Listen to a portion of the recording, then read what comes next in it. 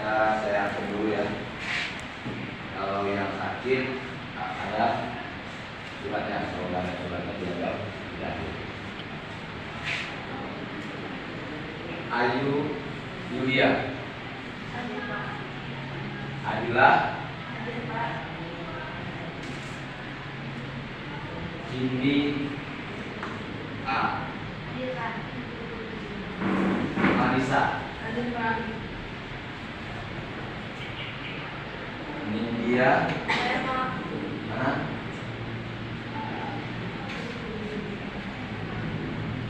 Novia, Pipit Saputri, Cynthia,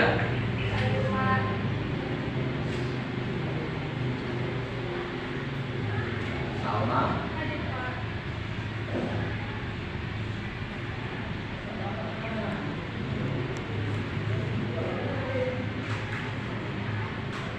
Miftahul, Siti Khadijah, Tiara,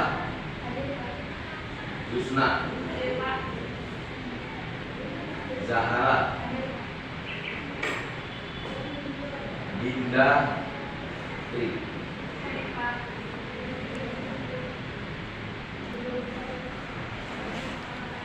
Baik, saudari,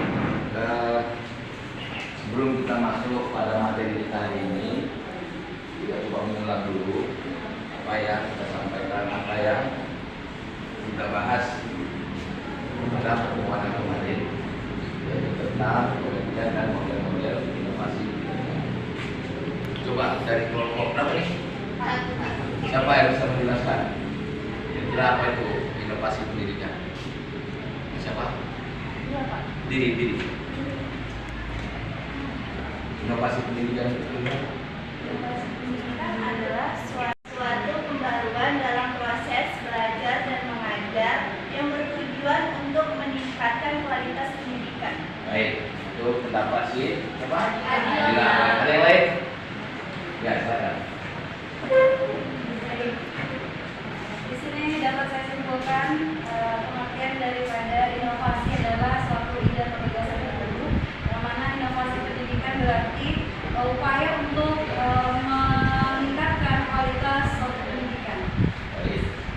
Itu kira-kira itu ya. Inovasi pendidikan. Lalu model-model ada yang bisa menjelaskan? Saya, Pak. Ya, silakan. Untuk model, yang pertama ada model inovasi berkelanjutan, yang kedua ada model inovasi radikal, yang ketiga ada model inovasi terbuka, yang selanjutnya ada model inovasi inkremental. Baik. Loh, ada lagi? Cukup ya? Kira-kira itu sebelum kita masuk kepada materi yang hari ini, bahwa inovasi adalah sebuah proses untuk meningkatkan kualitas pendidikan di ekonomi ini. Ya, kualitas pendidikan itu pasti harus secara umum. Baik saudari,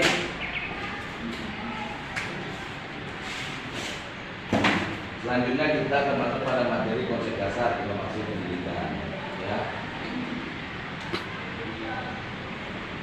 Bahwa inovasi adalah sesuatu yang penting dalam semua aspek kehidupan, termasuk aspek pendidikan, aspek yang lain, bahwa dalam bisnis, dalam usaha, dan bahkan dalam kehidupan kita di dalam keluarga sendiri itu butuh inovasi sehingga ada penyegaran. Nah, dalam pendidikan itu menjadi sesuatu yang penting. Salah satunya adalah usaha pemertaan pendidikan, peningkatan mutu, peningkatan efisiensi, peningkatan efektivitas pendidikan, dan relevansi pendidikan. Dalam hal ini saudari, bahwa inovasi terhadap pendidikan di Indonesia mesti merata. Apa yang terjadi di kota mesti terjadi di desa. Apa yang terjadi di pelosok-pelosok perbatasan dengan negara manapun itu harus sama dengan yang terjadi di kota. Ini dia ya. Lalu bagaimana ya pemerataannya itu, termasuk pemerataan terhadap peningkatan mutunya. Yang dibutuhkan untuk peningkatan mutu pendidikan salah satunya adalah stakeholdernya siapa? Ya, kalau untuk meningkatkan mutu pendidikan selain pemerintah, kamu mau dijadikan apa? Setelah ini apa prospeknya? Guru ya, guru ya. Setelah kalian kuliah dan menjadi guru, dalam proses peningkatan kualitas guru di negara kita ini salah satunya adalah adanya program apa namanya? Yang pada akhirnya program tersebut meningkatkan mutu guru berbanding lurus dengan kesejahteraan guru. Jadi kesejahteraan dan kualitas itu mesti berbanding lurus. Kalau nggak susah kita. Gurunya habis ngajar pulang kerjakannya yang lain. Jadi sekarang itu sudah ada programnya dan akhirnya nanti akan mendapatkan sertifikasi guru. Sertifikasi guru itu ya melalui proses program PPG dan akhirnya akan mendapatkan apa sertifikasi guru dan sesuai dengan kesejahteraan guru tersebut. Alhamdulillah itu sudah berjalan ya. Itu salah satu inovasi yang dilakukan terus terkait dengan kualitas. Nah yang lain adalah bahwa teknologi itu pelaku desain aksi kegiatan yang ditempuh guna mengurangi ketidakpastian dalam hubungan sebab akibat dari hasil yang ingin dicapai. Untuk teknologi itu sendiri berupa perangkat berat dan jadi kira-kira apa yang terjadi beberapa hari yang lalu itu bahkan di yang pendidikan kita itu justru pada periode yang terakhir itu ada harapan inovasi itu besar dilakukan oleh negara ini. Salah satunya itu Presiden mengangkat seorang menteri, sejarahnya tidak pernah ada menteri pendidikan di Republik ini yang tidak memiliki latar belakang pendidikan. Tapi pada saat itu Nadiem Makarim itu adalah sebuah sejarah bagi bangsa ini, di mana menteri pendidikan tidak memiliki latar belakang pendidikan, bahkan S1-nya nggak ada dia. Tapi dia seorang pengusaha. Pertanyaannya kenapa Nadiem Makarim? Begitu banyak profesor dan sebagainya kan? Ada harapan inovasi pendidikan terhadap pendidikan yang dilakukan oleh Nadiem Makarim sebagai seorang pengusaha sehingga menghasilkan output yang juga memiliki keterampilan dalam berusaha.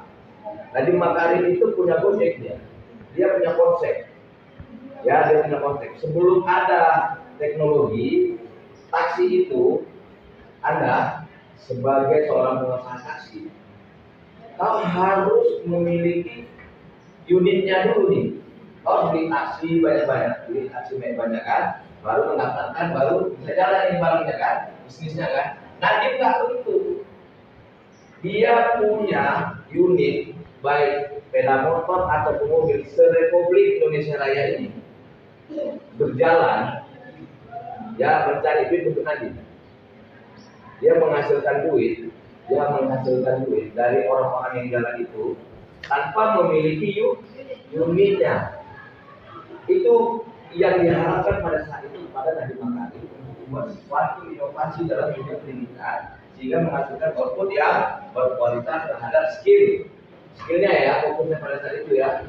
Itu jawaban kenapa Pak Jokowi pada saat itu mengangkat seorang menteri yang tidak memiliki latar belakang pendidikan, tapi dia pengusaha yang setiap punya mobil berjuta-juta, sepeda motor berjuta-juta yang bergerak dan menghasilkan uang untuk dia tanpa dia harus memiliki unit-unit itu, gitu ya. Orang yang datang sama dia nih, kita datang untuk daftar Gojek gitu kan, dari Gojeknya gitu kan, itu yang terjadi pada Pak Nadiem ya, sebagai pebisnis, dan tentu saja diharapkan pada saat itu bisa memberikan inovasi terhadap pendidikan di Republik ini yang akhirnya akan menghasilkan output yang memiliki skill tersendiri. Baik, saya kira itu saudari, semoga ilmu yang seperti yang disampaikan oleh Kajar Dewantara, dengan ilmu kita menuju kemuliaan. Kita berharap apa yang kita dapat itu menjadi sesuatu yang baik ya. Saya dulu di Bumi saya tahu cok, Umi suruh sekolah supaya kau jangan menipu orang. Jangan ditipu orang. Kau disuruh sekolah supaya jangan ditipu orang. Kau sore Umi suruh mengaji supaya kau jangan menipu orang. Jadi kira-kira apa yang kita dapatkan itu bisa menjadi kemudian terhadap diri kita dan orang-orang di sekitar kita. Saya kira demikian. Nanti saudari, saya minta kepada semua kelompok yang dijaga, semua kelompok, saya minta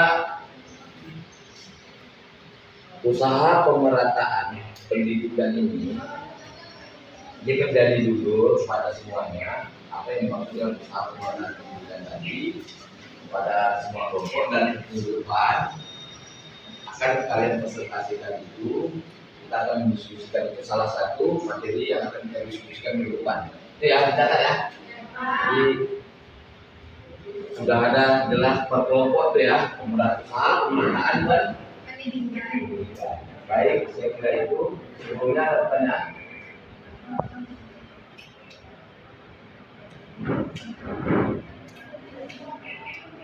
Saya kira cukup untuk hari ini. Demikian. Assalamualaikum warahmatullahi wabarakatuh.